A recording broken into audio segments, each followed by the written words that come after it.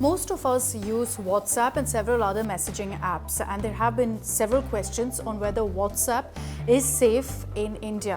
The reason this came up for debate is, of course, the developments in the Sushant Singh Rajput death case and how in many of these circumstances it was screenshots as well as WhatsApp messages of celebrities that led to them being summoned and questioned by the Narcotics Control Bureau. It started off this massive debate on whether you should be worrying about the safety of your WhatsApp messages and if actually it's secure, if there's any apparatus that really protects WhatsApp messages. Let me start off with explaining what WhatsApp has to say.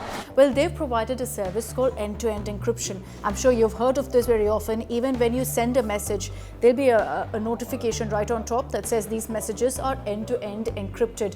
What this means is that even WhatsApp cannot access messages that you send. It's not just messages, audio files, photos, videos, all of that remains between you and the person you sent it to. So only two people can access these particular messages or audio files or any other media that you've sent.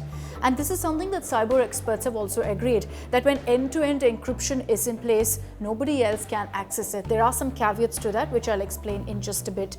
But what about tracing who sent the message? How does the government do that? Well, in 2018, the government, in fact, had proposed amendments to the IT Act by which they can trace down originators of a particular message. They said that this was important for national security and for other reasons during the course of an investigation.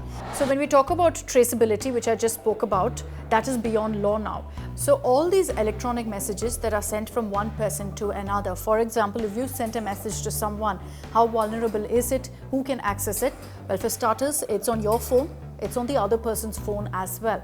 Now, besides that, the server of these messaging services like WhatsApp, like iMessage, Telegram, Signal, the server of the service provider could also have this message with them. Then, of course, there's the fact that if you have any sort of backup service, like if you have your iCloud or Google Drive, then phone messages could get backed up in that, but that is completely up to the person if they choose that service and if they choose to back up messages. That is a big problem because that will mean that the messages are out there on cloud.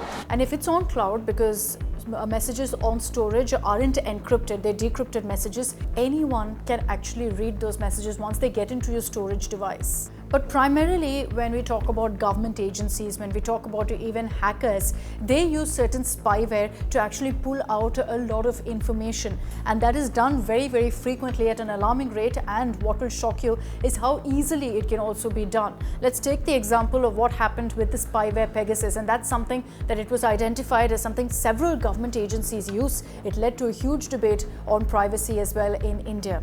Another way that messages can be easily accessed is by cloning. Now, this is if a person takes a person's identity, clones it, and then gets access to all the WhatsApp messages. So if you clone a person's phone and all the apps they have, again, the messages are easily accessible. So when you have all of these methods by which your messages can actually be accessed despite end-to-end encryption, the question arises of privacy. And I just want to quickly highlight here how there are no privacy laws in India, no laws that actually protect you in these circumstances. There is in fact a data privacy law that's pending before the parliament, but it is still a very, very weak draft. We need a much more powerful law, considering we're dealing with privacy in a time when it's so very easy to in fact hack or to conduct cyber crimes in India. So in these circumstances where there are several ways in which your messages can be accessed, can be leaked, how do you ensure your WhatsApp is secure? Well, we've listed out several steps that you can take to ensure that your phone is safe and that your private messages don't get leaked.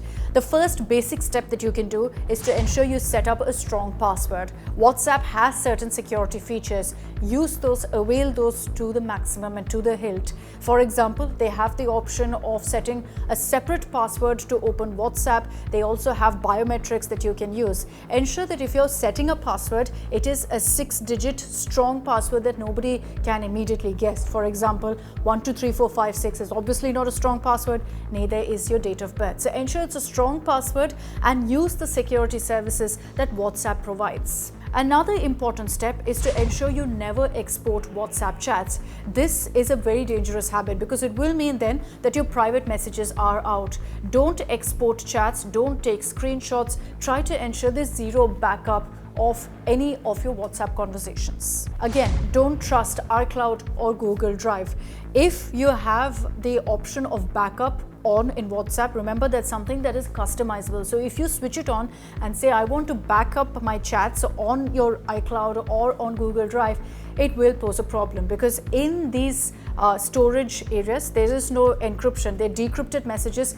Anyone can access it. All they need is your details of the backup of your iCloud password or your phone, and they're able to get all the details. Now ensure you also delete your backup. For example, if you've switched off iCloud now, but it means that your previous messages have been backed up, ensure that you go ahead and delete it. There's an option on WhatsApp to do that. If you go into the Files app on your smartphone, there's a detailed way by which you can delete all of your backup, and that will literally mean that your phone is brand new. There's no data stored of your messages or any conversations that you've had. There's another important feature that I'd like to highlight, and this is something called disappear messages. Now, how does this work? Well, you activate something called disappear messages. There are apps dealing with that. The Signal app is considered to be very effective. It's used a lot as well. And with this app, you can make messages disappear once you've had a conversation within a certain span of time. This will mean that your chats, even in your phone, don't remain. So there's absolutely no way anyone can access it. These are a few steps that I've highlighted on how you can keep your WhatsApp secure. But in a time and age where cybercrime is so rampant, where there are circumstances of people's WhatsApp chats being leaked across the nation to the media and of course to authorities getting access to it, it's important you take these basic steps to keep your WhatsApp secure and protect your privacy.